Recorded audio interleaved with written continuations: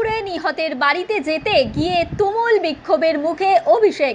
ছোড়া হলো ডিম জুতো চোর চোর গো ব্যাক স্লোগান। দক্ষিণ 24 পরগনা জেলার সোনারপুরে অভিষেক বন্দ্যোপাধ্যায়ের আক্রান্তের বাড়িতে দেখা করতে গিয়ে মোটর সাইকেলে চড়ে যাওয়া সময় এলাকায় বিজেপি কর্মীরা তাকে দেখে চোর চোর স্লোগান দেয়। কালো পতাকা নিয়ে বিক্ষোভ দেখানো হয়। অভিষেককে ঢিল ছুঁড়ে মারা হয়। অভিষেককে লক্ষ্য করে ছুঁড়ে মারা হয় ডিম জুতো ইত্যাদি। অভিষেকের মাথায় হেলমেট পরিয়ে বাইকে চাপিয়ে আক্রান্তের বাড়িতে নিয়ে যাওয়া হয়। অভিষেক সোনারপুরে এদিন যাওয়ার আগেই কোথাও কোথাও মহিলারা ডিম হাতে নিয়ে দাঁড়িয়ে ছিল, কোথাও কালো পতাকা দেখানো হয় এবং গো ব্যাক স্লোগানও দিচ্ছিল স্থানীয় বাসিন্দারা। এই বিক্ষোভের মধ্যে 4 চাকা গাড়িতে না গিয়ে বাইকে চেপে ডায়মন্ড হারবারের সাংসদ আক্রান্তের বাড়িতে যাওয়ার জন্য এগোন তিনি। কলকাতায় বেলেঘাটা হয়ে দক্ষিণ 24 পরগনার সোনারপুর মাঝখানে কালীঘাটের বাড়িতে গিয়ে সিআইডির নোটিশ হাতে নেওয়ায় তারপরে সোনারপুরে ঢোকার আগেই রাস্তায় কালো পতাকা দিয়ে গো ব্যাক স্লোগান চোর চোর স্লোগান শুনতে হয় পাটুলির কাছেই। ঝালাই ব্রিজ থেকে সোনারপুরে কামরাবাদ সহ গোটা এলাকা জুড়ে সোনারপুরে অভিষেককে লক্ষ্য করে ইট পাটকেল ছোড়া শুরু হয়। সেই সময় তার মাথায় পরানো হয় ক্রিকেটের হেলমেট, ছিঁড়ে দেওয়া হয় শর্টের বোতাম। এই অবস্থায় অভিষেক হেঁটে এগোতে থাকেন। বিক্ষোভ সামাল দেওয়ার চেষ্টা চালায় পুলিশ। এদিকে বিক্ষোভকারীরা পাল্টা দাবি জানান, এলাকার বহু মানুষের ঘর ছাড়া ছিল দীর্ঘদিন ধরে। তৃণমূলের দুষ্কৃতীরা ওই এলাকায় দিনের পর দিন অত্যাচার চালিয়েছে। এইসব ঘটনা কেন ঘটেছিল সেই কৈফিয়ত দিতে হবে অভিষেক বন্দ্যোপাধ্যায়কেই। এলাকায় যে সমস্ত মহিলারা তৃণমূলের দুষ্কৃতীদের হাতে অত্যাচারিত হয়েছে তাদের প্রশ্নের উত্তর অভিষেককেই দিতে হবে বলেই দাবি তোলে উত্তেজিত জনতা।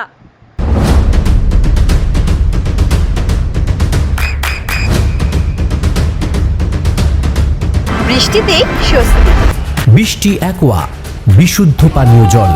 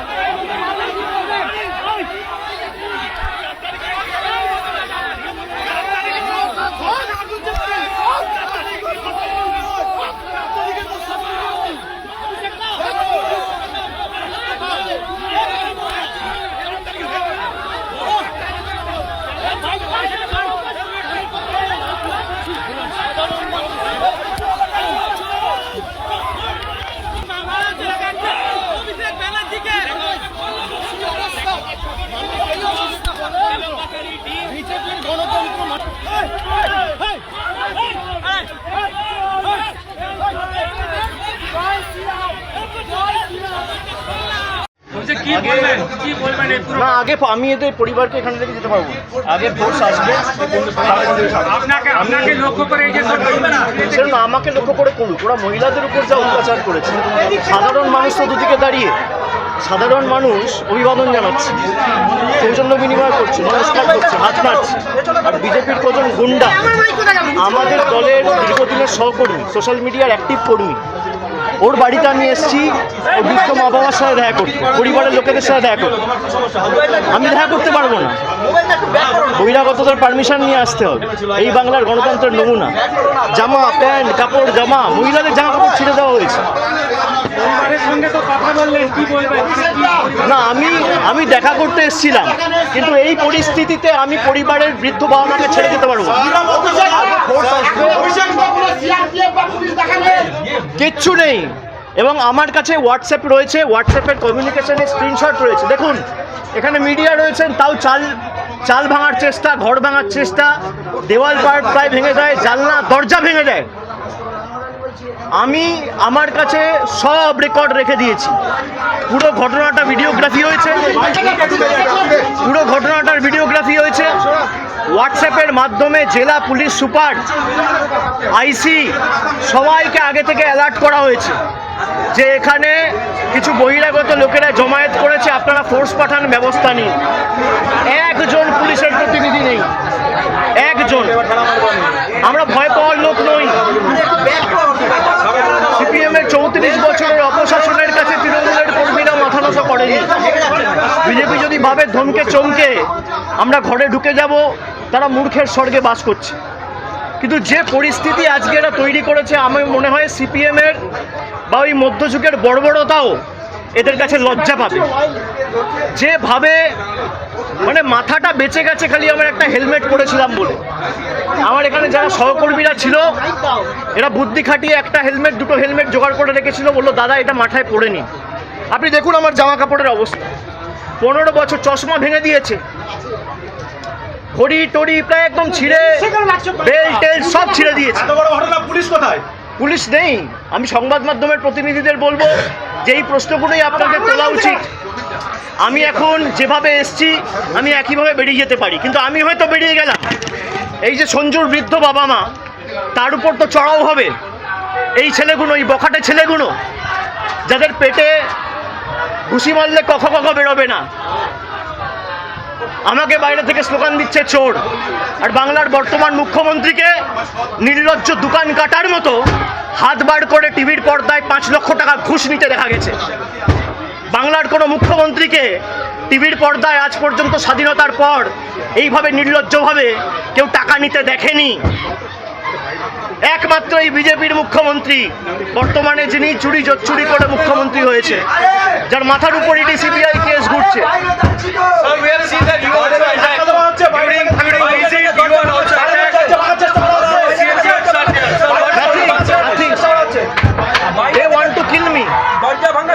They want to kill me. এরা আমাদের প্রাণে মারতে চায়। মেরে দিক, আমার মৃতদেহ উদ্ধারক এখান থেকে, কিন্তু আমি জায়গা ছেড়ে যাব না। আমি সঞ্জুর বৃদ্ধ বাবা মাকে এই অবস্থায় ছেড়ে যাব না যতক্ষণ না ফোর্স এসে রিকভার করবে। আমাদের এখানে যারা প্রতিনিধিরা রয়েছে, আমি বলবো থানায় আবার ফোন করো, মেসেজ করো, ফোর্সের জন্য রিকোয়েস্ট করো। যদি না পাঠায় হোয়াটসঅ্যাপ পাঠিয়ে এটা অন রেকর্ড থাকুক। পুরো ঘটনার ভিডিওগ্রাফি রয়েছে। আমি হাইকোর্টের দৃষ্টি আকর্ষণ করছি, আমি রাজ্যপালের দৃষ্টি আকর্ষণ করছি। কি বাংলার পরিস্থিতি, এখানে প্রায় 50 জন সংবাদ মাধ্যমের প্রতিনিধিরা রয়েছে। আপনার সন্তানের উজ্জ্বল ভবিষ্যতের সঠিক দিশা জেআরএস পাবলিক স্কুল।